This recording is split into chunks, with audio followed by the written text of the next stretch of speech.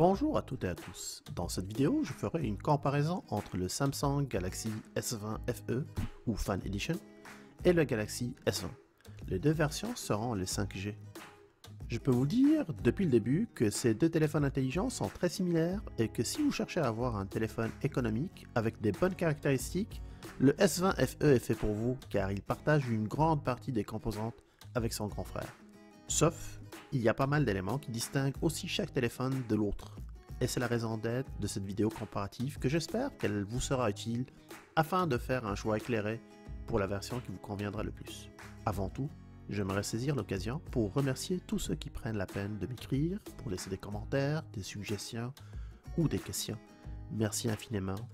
Vos commentaires sont vraiment mon carburant. Sans plus tarder, je laisse place à l'intro et on se retrouve dans quelques secondes pour tous les détails. Restez à la fin.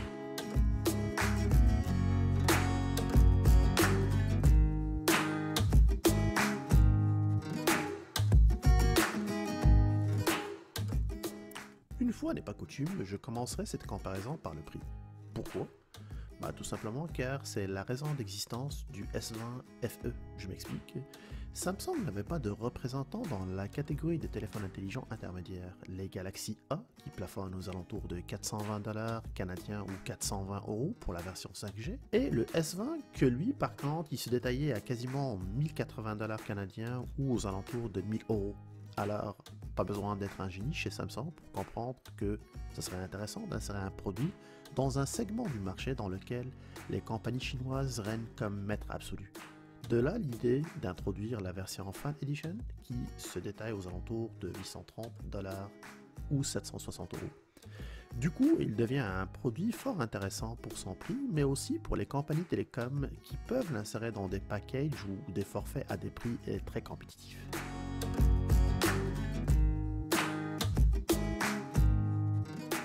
Côté comparaison physique, les deux téléphones ont des dimensions différentes. C'est vrai que le S20 FE 5G est plus grand, plus lent, plus large, plus épais. Il dépasse aussi son concurrent d'une trentaine de grammes.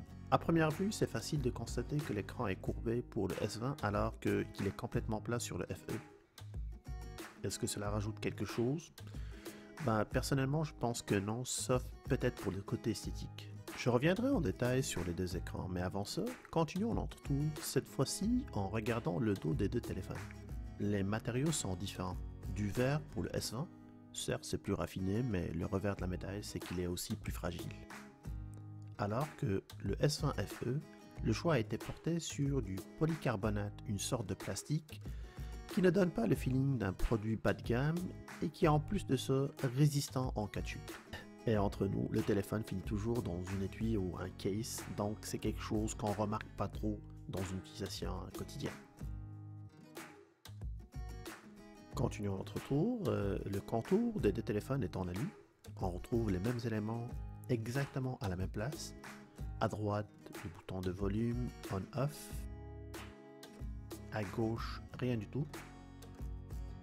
En haut, le micro et l'emplacement de carte micro SIM et mémoire. D'ailleurs, ce micro sert aussi de deuxième sortie haut-parleur pour un effet stéréo. Et pour finir en bas, le second haut-parleur, l'USB-C pour la recharge mais aussi pour brancher des écouteurs, car comme vous le savez, le port qui était dédié pour les écouteurs, à savoir le jack 3.5, a disparu dans les deux versions. Pour les couleurs, la version FE propose un large éventail de couleurs, 6 en total, bleu marin, lavande, menthe, rouge, blanc, orange. La version S20 tant qu'à elle propose entre 2 à 3 choix de couleurs différents selon les régions. On se retrouve avec le gris et le bleu nuage qui est disponible partout, alors que la version rose est disponible dans certains marchés européens comme la France, la Belgique et la Suisse. L'écran est selon moi la différence majeure entre ces deux smartphones. Sur le S20 FE, on retrouve un écran avec une diagonale de 6.5 pouces alors que sur le S20, on a seulement 6.2.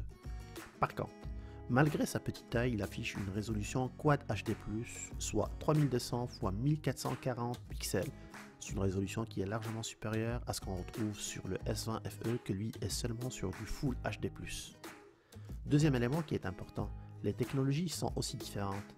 La technologie utilisée pour le S20 est supérieure, on est sur du Dynamic AMOLED 2X, qui est vraiment pour moi, à mon point de vue, puis même au niveau de tous les tests, de loin le meilleur écran sur le marché. Il est beaucoup plus réaliste, avec un meilleur rendu de couleurs, un meilleur contraste, une meilleure profondeur au niveau du noir. Puis si on le compare par rapport au FE, il se distingue vraiment beaucoup en termes de qualité et de brillance. Une nouveauté pour les deux, et pour la première fois, la compatibilité avec le 120 Hz qui améliore considérablement la fluidité, que ce soit pour la navigation entre les différents menus ou sur Internet, mais surtout pour ceux qui aiment jouer sur les téléphones cellulaires. Vous allez constater que c'est une option qui est fort intéressante. Ça permet d'augmenter le taux de rafraîchissement de votre écran, puis ainsi avoir une rapidité au niveau du résultat final. A noter que le S20 ne permet pas d'avoir le 120 Hz sur le Quad HD. Dès que vous l'activez, vous allez automatiquement tomber sur le Full HD. Un deuxième élément à prendre en considération, l'activation intensive du 120 Hz va avoir un impact qui est drastique sur l'autonomie. J'ai noté une baisse d'autonomie de quasiment 33% par rapport à une utilisation normale sur le 60 Hz. Donc un petit conseil, utilisez-le d'une manière qui est plus judicieuse. Si vous l'activez, activez-le juste pendant que vous êtes en train de travailler sur des applications sur lesquelles ça vaut vraiment la peine d'avoir le 120 Hz. Sinon, vous pouvez tout le temps le garder activé, mais gardez à côté une borne de recharge ou un chargeur, parce que ça va être utile. Certes, c'est toujours plus fun de regarder un film ou de jouer sur un grand écran, sauf de mon point de vue personnel, puis c'est un avis personnel, je préfère la taille de l'écran du S20 par rapport à celui du FE, car la prise en main est beaucoup plus facile. Je peux atteindre n'importe quel élément avec une seule main, à l'inverse. Sur le FE, c'est beaucoup plus difficile d'atteindre la partie supérieure de l'écran avec son pouce. Surtout que j'ai pas une grosse main. Puis un autre élément qui est intéressant aussi à noter, c'est que c'est beaucoup plus facile pour moi de mettre un S20 dans ma poche par rapport à un S20 FE. Ça reste quand même un avis personnel.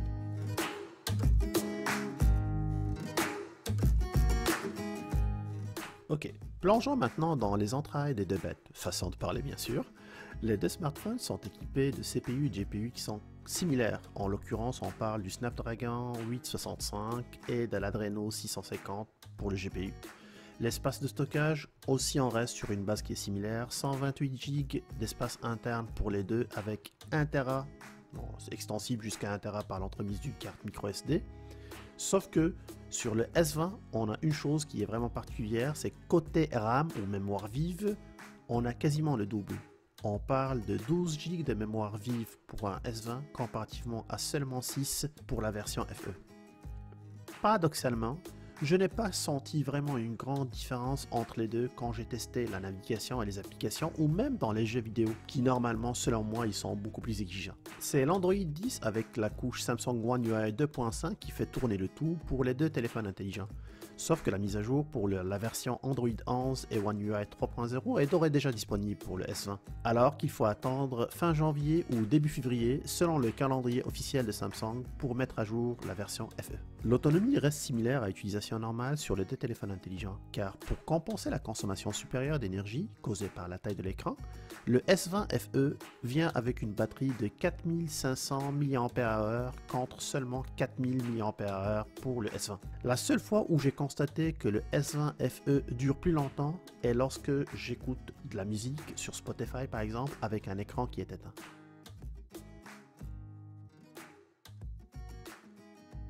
Je vais conclure la comparaison par les appareils photo embarqués dans ces deux téléphones. L'appareil photo frontal du FE est de loin meilleur que celle du S20. On parle de 32 millions de pixels contre seulement 10 millions de pixels, ça dit tout. En arrière, par contre, la balance va pencher un peu plus du côté du S20. 3 capteurs dont 2 sont similaires. Le premier, on parle d'un capteur qui est large de 12 millions de pixels, similaire pour les deux. Un second ultra large, encore pareil pour les deux, 12 millions de pixels. Et c'est le dernier qui va faire la différence. Le S20 est équipé d'un téléobjectif, écoutez bien, de 64 millions de pixels contre seulement 8 millions de pixels du côté de FE. Les deux, ils ont un zoom optique x3 et un zoom numérique x30. Le S20 aussi propose un capteur de mise au point automatique laser que j'ai essayé, que je trouve vraiment efficace, surtout pour la rapidité de mise au point. Constatez par vous-même avec les photos qui vont suivre.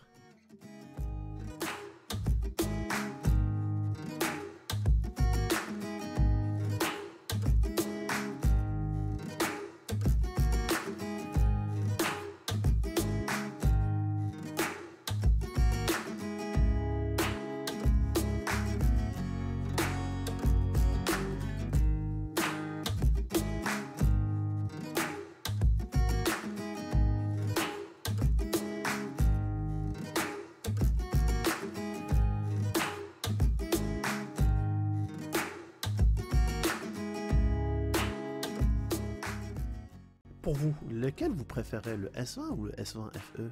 Et quel est votre critère de choix numéro 1? J'aimerais vraiment connaître votre avis dans les commentaires. La vidéo n'est pas en reste. Le S20 permet de filmer en qualité 8K jusqu'à 24 images par seconde, alors que le FE plafonne sur une qualité 4K avec 60 images par seconde. Maintenant, est-ce que cela est important? On a de plus en plus de télé et d'écrans qui sortent en 8K, ils sont encore dispendieux. Est-ce que c'est un nouveau standard? Je pense pas que ce sera un standard pour cette année ni pour l'année prochaine. Mais par contre, c'est quelque chose qui va devenir de plus en plus fréquente lors des prochaines années qui vont suivre. Cela n'enlève rien à la qualité des capteurs arrière du FE. Ils sont vraiment très bons, même à luminosité réduite. Pour résumer, les deux téléphones ont des plus et des moins, car le produit parfait n'existait pas, et il n'existera pas non plus. Mais selon moi, le rapport qualité-prix penche largement du côté du FE. Grand écran avec un taux de rafraîchissement de 120 Hz, excellente autonomie, bonne finition et des capteurs photo qui conviendront à toute utilisation normale de madame, monsieur tout le monde. Tout ça à un prix plancher. Pour moi, c'est une formule qui est plus que gagnante. Mais cela n'empêche pas que je garde le S20 5G car j'aime avoir un téléphone plus compact et j'adore la qualité perçue de ce produit-là. Et voilà, j'espère que cette vidéo sera utile pour mieux choisir entre ces deux smartphones. Portez-vous bien, c'est toujours un plaisir de vous lire et d'échanger avec vous. Je vous donne rendez-vous très bientôt dans une prochaine vidéo. A plus.